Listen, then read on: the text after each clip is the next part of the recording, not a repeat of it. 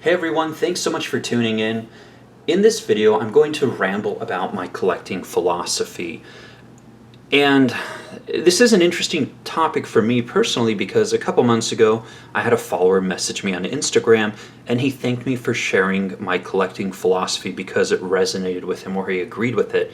And I found this fascinating because I didn't really know fully what my collecting philosophy is, and in fact, I don't really view it as a collection or me trying to assemble, a lot of items. It's, in my head, it's always been, well, I want to try everything, and then once I get it, I really hate selling things, and so I've ended up with a lot of knives, but I've never really intended to do that. And in fact, when I look at my knife box and I start adding things up, it does frighten me a bit. So anyways, this follower messaged me, thanked me for sharing, and I asked him, I said, well, what do you think my philosophy is? And it was along the lines of, essentially, only keep things that you carry and use, otherwise there's no point in having it. And, I agreed with him, obviously I've said that a lot, but I was like, I don't really know if that's my complete or comprehensive philosophy. So I decided to really think about it for a couple months, and I've been adding notes here and there. So anyways, that's hopefully what I'm going to share with you today, although it's going to be kind of hard to keep things organized, I guess.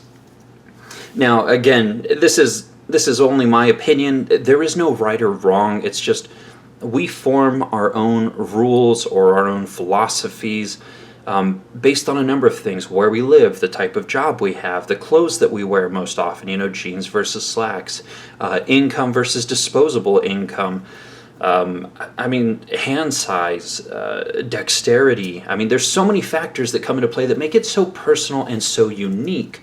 Your own eye for design or things that visually are attractive to you. So again, there's no right or wrong. I'm not saying you have to be like me. And in fact, if you're different than me, then again, I applaud you. Maybe you have better ideas or things that work better for you. So here are some of the things that I was kind of able to put pen to paper. As far as kind of my philosophy goes, or where I'm currently at, because again, it's always in flux. But again, the first of which I've already alluded to a bit, is, if I don't carry it, I shouldn't own it. I make a few concessions for perhaps like one nice fixed blade, even though I never carry fixed blades. But the point of the hobby to me is to carry and use and enjoy the knives and the gear. And so if I don't carry it, what's the point in having it? What's the interaction is what I value. Being able to put it in my pocket and use it for whatever task arises. That moment that you stop and, you open it up and you just kind of take maybe a second or two to appreciate just little things here and there. You use it and you put it back in your pocket.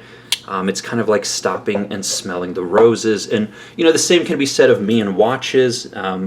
You check the time, which is something we do throughout the day, and I could use my phone, sure, but, stopping and looking and appreciating various details on it, and then going about your day. It's, again, stop and smelling the roses, which I really enjoy. I need it to keep me sane and to get me through my 50-hour work weeks. The next point is, well, use doesn't equal abuse, right? Anything that I keep, it has to be one that I put in my pocket and use, but, I don't need to open up bags of concrete or, try to cut through PVC piping or, I don't have to abuse my gear to enjoy it. And again, if you do, if your whole thing is, hey, you know what, I need to be able to slam it through, bricks and car hoods and stick it into a tree and stand on it, knock yourself out. There's no right or wrong answer, but for me, use does not equal abuse. So that's a point that, again, I find somewhat interesting. So, and I'll try to move things about so it's not just me talking as I can. Another thing is that I don't pay exorbitant secondary prices for anything. I don't ever want to be the highest bidder in an auction, and I don't want to be the person paying top dollar for anything. And there's nothing wrong if you do. Again, it's all a question of disposable income, really. If I made $2 million a year, and I threw 10 grand at an auction, wouldn't even faze me, wouldn't even really be an issue. But just for me and kind of where I'm at right now, I don't want to be the highest bidder, the highest payer for anything out there. And after you've been in this hobby for long enough, and I've been doing this for, buying and collecting, and even though I'm not necessarily trying to collect, but I've been enjoying knives for 10 years now. When you've been in the hobby for a long time, you know that things will come back around. You'll see the same piece or a similar piece up for sale eventually, and the price will probably be better. I mean, not in all cases, and there's some one-offs that, if you're not the buyer, it'll disappear and you'll never see it again. But when I look behind me and I have over 100 knives, again, I just really can't justify throwing exorbitant amounts of money at just one piece when I have so many. So again, there's no right or wrong. That's just my personal philosophy is, I don't want to be the highest bidder or, paying exorbitant secondary prices, not when I have so many knives here currently. And that leads into the other point that knives are not investments. You shouldn't ever buy any hobby item and think that, this is going to go up in value. Now, if you're buying, vintage Ferraris, I mean, that's a different story, but that's not what we're doing here. So knives are not investments. It's really a question of risk versus reward, which is, let's say I go out and I really want to try, like let's say this Guardian Tactical out the front. It's $330, which I think is what I paid for this one. It's a show exclusive, and if I pick it up and I pay $330 for it, what happens if I don't like it, right? The risk versus reward. And if I can go ahead and I can turn around and sell it for $300, only take a 10% loss, well, not really that's my rental price in my head. It justifies the risk versus reward proposition. Now, again, not that any of these knives are the case, but let's say I buy a knife for $1,000. I decide I don't like it or I want to move it. I turn around and I can only get $200 for it. Well, it was definitely not worth the risk. There was really no, the loss was too great, right? So that's how I view these, as risk versus reward. If I want to try it, what is it potentially going to cost me, or what am I putting on the line? And for a lot of people, SubEnds have been a very safe option for a long time because they carry such strong secondary values that, if you do pick it up and try it, decide you don't like it, you could sell it without really losing too much money. Not a whole lot of risk there, so people will constantly recommend SubEnds to other people to try and see if they like. Again, not a lot of risk. So that's how I view them. Knives are not investments. Another philosophy is you're always buying the maker as much as the item, and that can be true of production companies as well. If I buy it and I do have a problem or I do need help with something, is it easy to get in contact with this maker? Will they service it? Will it take 2 weeks or 2 years to get it back? And there have been some custom make. There have been companies that I've actively avoided because they have such bad reputations for warranty experience, and I'm like, what? I just don't need the potential aggravation. Definitely true of custom makers too. There are some custom makers who have terrible reputations for communication and warranty support, and so again, I just don't need the headache. I'm not even gonna bother.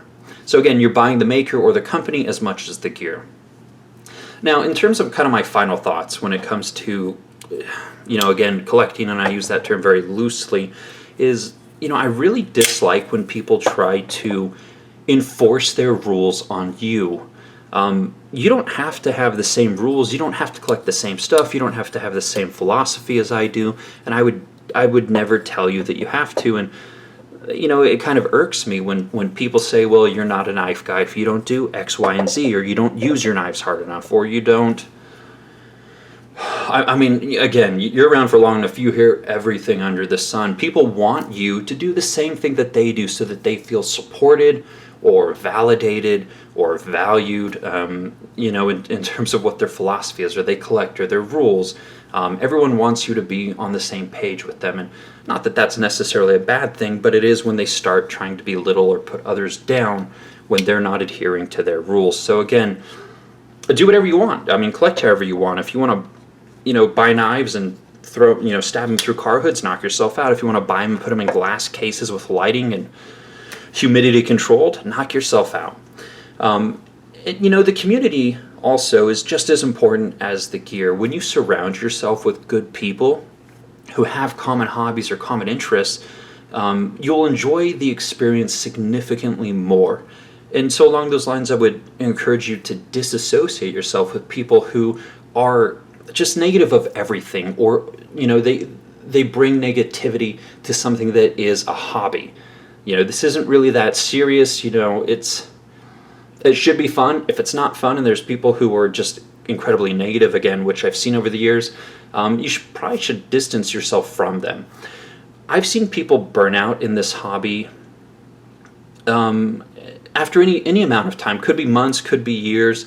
And when people tend to burn out in this hobby and they have nothing, they don't have any other hobbies, I've seen them just kind of stick around, and instead of adding to the community and contributing, all they do is bring negativity. Everything's trash, nothing as good as it used to be, the community was so much better years ago, and blah, blah, blah, blah, blah, blah, blah.